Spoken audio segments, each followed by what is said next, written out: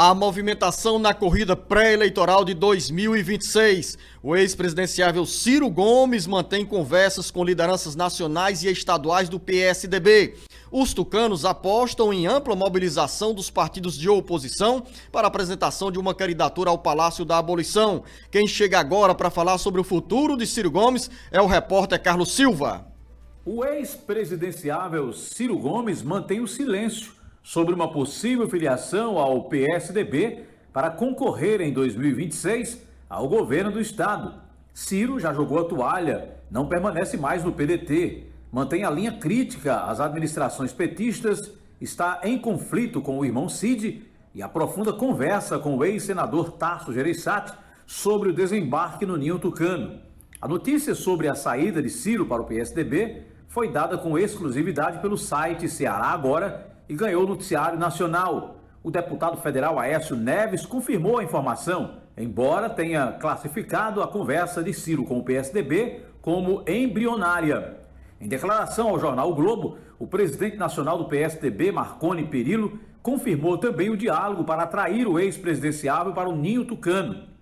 Após disputar 4 vezes a presidência da República, Ciro se decidiu mesmo se filiar ao PSDB e irá concorrer ao governo do estado para enfrentar o grupo liderado pelo ministro da Educação, Camilo Santana.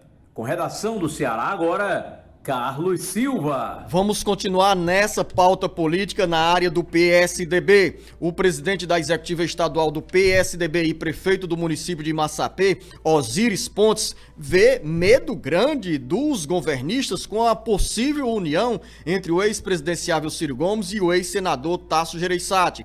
O tucano, que comanda, repito, a prefeitura de Massapê, é um entusiasta da candidatura de Ciro Gomes à sucessão do governador Elmano de Freitas. Direto da região metropolitana de Sobral, quem chega com mais informações é o repórter Isaac Rancini. O presidente da executiva estadual do PSDB e prefeito de Massapê, Osíris Pontes, é um dos maiores entusiastas da união entre o ex-senador Tasso Gereissati e o ex-presidenciável Ciro Gomes.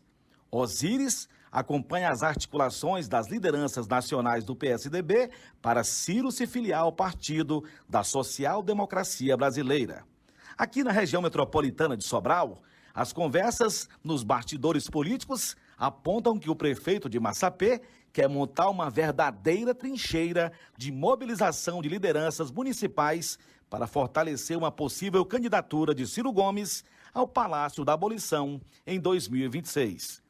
Osíris e Ciro vêm afiando discursos e passaram a conversar com frequência. Osíris torce e trabalha para uma forte candidatura de oposição ao governo do estado, de preferência com Ciro Gomes no PSDB. Há poucos dias, Osíris enalteceu os primeiros movimentos entre Ciro e Tasso e afirmou que a união dos dois deixa a situação base aliada ao governador Elmano de Freitas com muito medo. Foram os dois principais agentes que transformaram o Ceará e estão agora juntos de novo para resgatar. Então, eu quero aqui lhe dizer que o PSDB, Podemos, não aconteceu a união ainda, mas como a fusão, mas como presidente do PSDB, o partido está totalmente à disposição do Ciro Gomes. E seria uma alegria, uma honra, não só como político, mas como cearense, ter o Ciro disputando o governo do estado, e seja em que partido for, e se for no nosso, melhor ainda.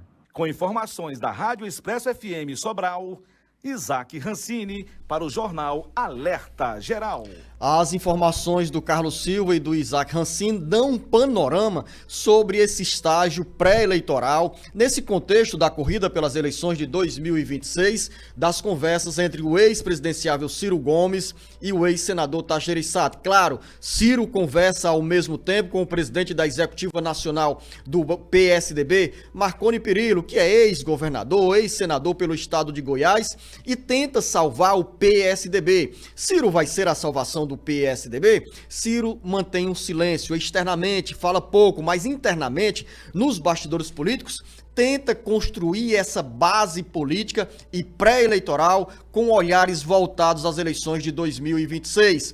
Ciro quer saber para onde vai o ex-prefeito de Fortaleza, Roberto Cláudio. Claro, é desejo do Ciro se oficializar a entrada no PSDB, ter como principal aliado, como acontece nos últimos 20 anos, o ex-prefeito de Fortaleza, Roberto Cláudio, que já sinalizou com a filiação à União Brasil e também com o desejo de ser candidato ao governo do estado em 2026. Claro que do ponto de vista da prudência, da cautela, da matemática, não seria bom para a oposição largar no primeiro turno com 2 candidatos ao governo do estado. Então tem essa mobilização. Ciro faz uma avaliação com Tasso Gereissati sobre esse cenário, sobre os caminhos que existem abertos, escancarados para uma ampla união da oposição. Do outro lado, o governador Elmano de Freitas tem uma agenda que prioriza exclusivamente nesse momento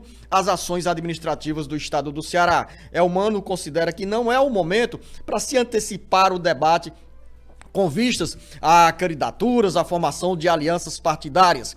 Claro que Elmano, ao lado do ministro da Educação, Camilo Santana, que é o líder maior da base governista no Ceará.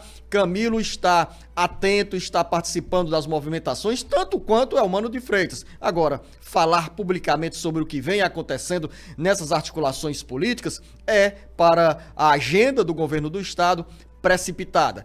Quanto a Ciro Gomes do PSDB, em relação a essas declarações do prefeito de Massapê, Osiris Pontes, que é o presidente da executiva estadual do PSDB e uma das principais vozes ligadas ao ex-senador Tasso Gereissati, Osiris se prepara, já deu demonstração de entusiasmo com o nome de Ciro Gomes. Osiris cresceu vendo Ciro Gomes na vida política desde o início dos anos 90, acompanhando o pai, o ex-senador Osiris Pontes.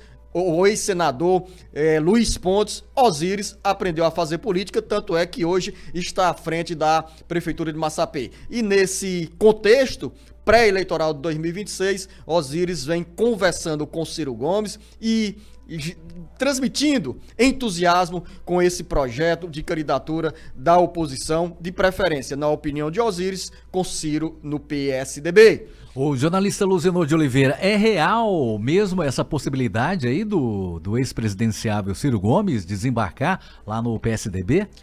É real. E pelas informações apuradas pela reportagem do Ceará Agora, Marcos Furlan, Ciro avançou, acelerou.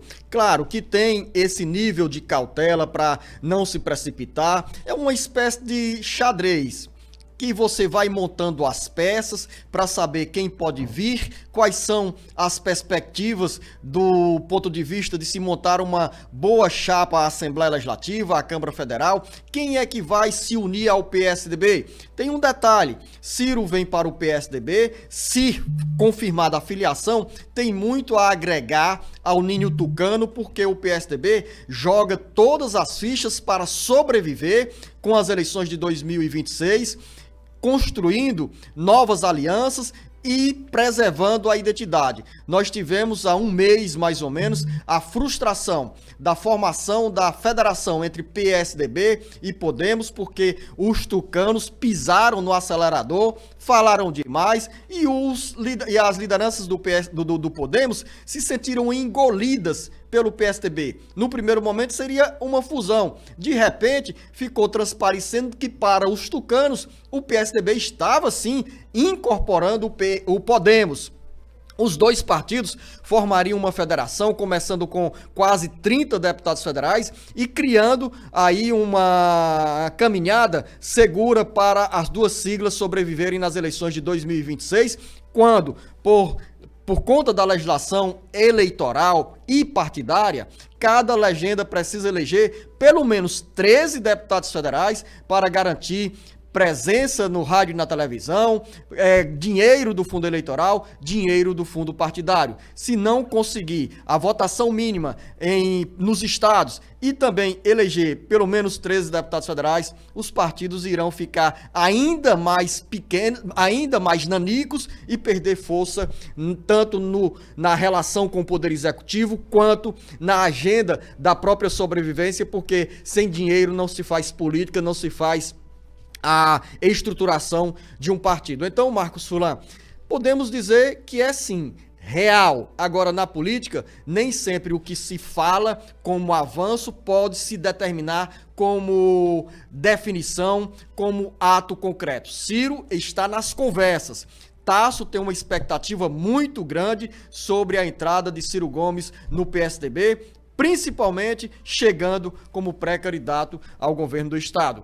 Vamos mudar a rota do nosso bate-papo político, saindo dessa agenda partidária e política, para falar sobre a área da Previdência Social. O repórter Sátrio Salles tem informações sobre uma pesquisa que aponta as dificuldades enfrentadas pelos trabalhadores domésticos em todo o Brasil. E nessa área, um ponto negativo: o Ceará tem a menor média salarial em todo o país. Sátrio Salles. A triste e dura realidade na vida dos trabalhadores e trabalhadoras domésticas. Um estudo inédito realizado pelo Ministério do Desenvolvimento e Assistência Social, Família e Combate à Fome, revela que 7 em cada 10 trabalhadores domésticos se sentem cronicamente cansados. 57,1% são chefes de família. 64,5% ganham menos que um salário mínimo. O estudo, segundo Laís Wendel Abramo, secretária nacional de Cuidados e Família do Ministério do Desenvolvimento Social, reflete uma dura realidade de precarização, informalidade e falta de reconhecimento. A categoria é formada hoje, pelo menos, por 6 milhões de pessoas, de acordo com a Pesquisa Nacional por Amostra de Domicílios do IBGE, divulgada no primeiro trimestre deste ano. O rendimento médio dos trabalhadores e trabalhadoras domésticas é de R$ 1.293, considerando pessoas com e sem carteira assinada. E nesse contexto, uma das piores constatações é que o Ceará tem a segunda pior média de renda mensal, R$ 800, ficando atrás apenas do Piauí, com renda média mensal de R$ 755. E mais, os 9 estados do Nordeste ocupam as primeiras posições em termos de baixos salários que trabalhadores domésticos recebem. O estado de Santa Catarina tem a melhor média mensal da categoria, com R$ 1.779, vindo em segundo lugar São Paulo, com uma média de R$ 1.624. Com redação do Ceará Agora, Sátiro Salles. As estatísticas apontam que em todo o Brasil são 6 milhões e 500 mil trabalhadores e trabalhadoras domésticas. Se você tiver observado bem, ouvinte internauta, a média salarial dessa categoria em todo o Brasil é de R$ 1.293, seja com carteira assinada ou com trabalho informal, ou seja, sem vínculo empregatício. No Ceará, a média de salário desses trabalhadores é na faixa de R$ 800. O Ceará é o penúltimo entre as 27 unidades da federação quando se fala em termos de salários dos empregados domésticos. O Piauí vem em primeiro lugar com a pior faixa salarial, uma média de R$ 750. Mesmo com os avanços que nós tivemos, já completando 10 anos da Lei das Domésticas, quando foram instituídas regras para não apenas a contribuição previdenciária, mas também para o recolhimento do FGTS, mesmo assim, nós ainda temos essa relação, como disse o Sátrio Salles, uma relação trabalhista precarizada, com a maioria ou boa parte dos trabalhadores domésticos sem carteira assinada. E isso tem uma implicação, tem um impacto muito grande na vida dessas pessoas quando nós falamos sobre previdência social. Sem carteira assinada, sem recolhimento para o INSS, não tem aposentadoria, não tem auxílio maternidade, não tem o auxílio doença, não tem os auxílios que são proporcionados pelo INSS, tanto quanto pensão, quanto a aposentadoria, para quem tem o vínculo direto com a Previdência Social. Então, para você, homem, mulher que atua nessa área, seja trabalhador ou trabalhadora doméstica, além da carteira assinada, você tem também outro caminho, porque muitos optam por não ter a carteira assinada porque são diaristas. Trabalham um dia em uma casa, outro dia em outra residência e acabam somando uma renda maior. Mas muitas vezes essas pessoas esquecem de contribuir para a Previdência Social, sonhando que no futuro, aos 65 anos de idade, terão essas pessoas um BPC, benefício de prestação continuada.